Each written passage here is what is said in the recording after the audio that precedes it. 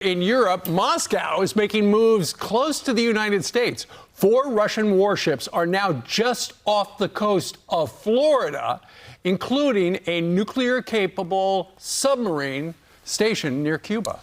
Here to react is Senator from the great state of Texas, Ted Cruz. Senator, thanks so much for joining the program. Thank you. Good morning, Lauren. It's good to be with you. So I guess, what does this mean for us? It seems like a lot of other countries are moving and hitting their chest with this current president. What should be the response? Well, listen, it's really sad where we are right now. The world has become exceedingly dangerous, and we have seen for 3.5 years Joe Biden and the Democrats in control, and we have seen a weak and ineffective president. You think about it. 3.5 years ago, Joe Biden, he inherited peace and prosperity. He came into office, and every single region of the world has gotten materially worse. We now have 2 simultaneous wars waging. We have the biggest war in Europe since World War II. We have the worst war in the Middle East in 50 years. And all of that is the direct consequence of a weak and ineffective president. Our enemies have looked to the Oval Office. They've seen a commander-in-chief that they are not afraid of. And I got to say, America is the indispensable nation. We need a president who's strong, who leads. And instead, when you have a president who's weak, who engages in appeasement, as sadly Joe Biden has done since day one, every bad guy on the globe is on the march, and that's why we're seeing, for example, Russian ships off Cuba with hypersonic weapons testing missiles just 90 miles off the coast of Florida. China's got a huge presence there, too, a bigger presence now there, Yes. too. So inside Cuba, what are they thinking? We know very little about them since the Castros have disappeared. What should we be doing with Cuba? Well, listen, Cuba remains a vassal state of Russia. It is a malign force in the hemisphere. The communist dictatorship is vicious. As you know, my family, we're from Cuba. My family, my aunt, my father was imprisoned and tortured in Cuba. My aunt, my tia Sonia, she was imprisoned and tortured in Cuba. The people in Cuba, they face oppression. They face daily control. The communist government controls every aspect of their lives, and it is misery. And Cuba not only imposes that misery on their citizens, but they export it throughout Latin America.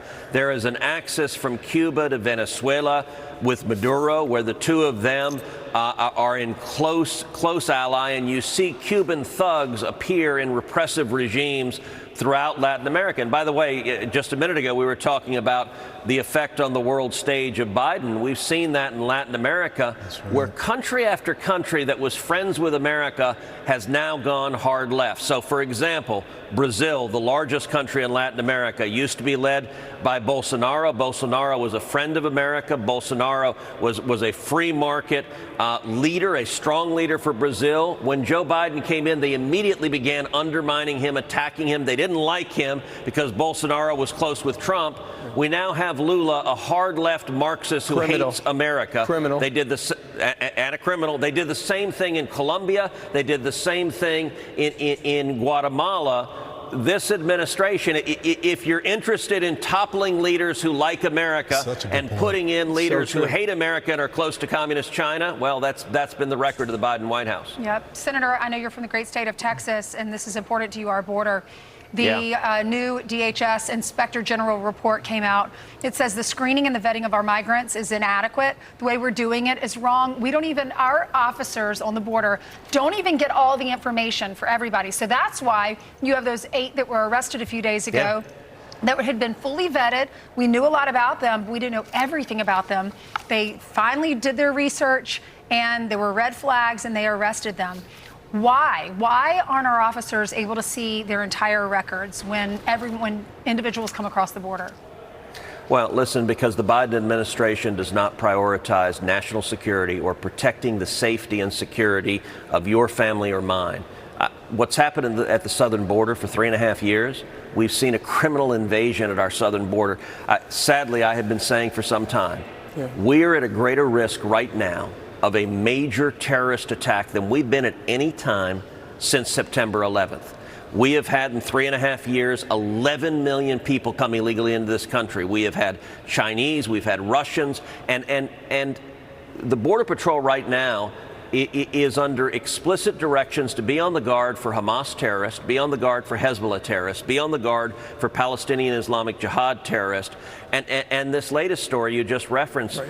8 terrorists from Tajikistan with close affiliation with ISIS-K. ISIS-K, Tajiks from ISIS-K are the ones that carried out the horrific terrorist attack in Moscow, where they murdered 145 people at the Opera House.